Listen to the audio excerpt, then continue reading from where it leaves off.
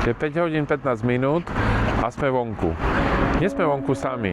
Sú tu s nami aj naši pracovníci mesta, pre mňa neviditeľní hrdinovia.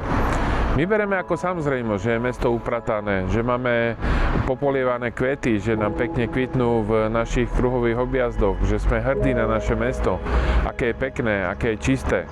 Ale to niekto musí urobiť. Kto to urobí? Naši pracovníci. Skoro ráno stávajú, keď my ešte spíme, oni už sú v teréne.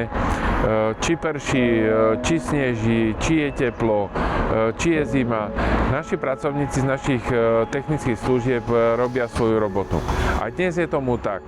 O 5 ráno vychádzajú z brány technických služieb, aby sme mali krásne mesto, aby boli kvety popolievané, aby ich nespalila horúčava.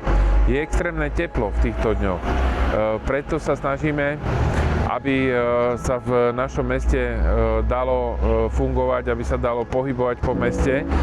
Zabezpečili sme, že je tu brána, ktorá robí vodnú hmlu. Ľudia sa môžu trošku ochladiť, občerstviť. Táto vodná brána funguje celé leto. Ale v týchto extrémnych horúčavách sme sa dohodli, že aj v priebehu dňa bude popolievané centrum mesta. Naši pracovníci prídu s cisternou, ochladia mesto, aby sa po meste dalo pohybovať, aby to mesto bolo príjemné aj v týchto horúčavách.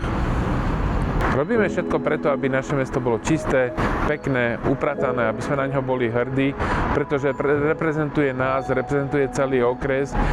Každý, ak povie, som z Vranova nad Topľou, ľudia môžu mať z toho dobrý pocit. Keď sem prídu aj návštevníci, teraz v lete prichádzajú sem turisti, prichádzajú návštevy, prichádzajú rodáci. Smelo môžu povedať, som z Vranova nad Topľou, som hrdý na to, ako vyzerá naše mesto.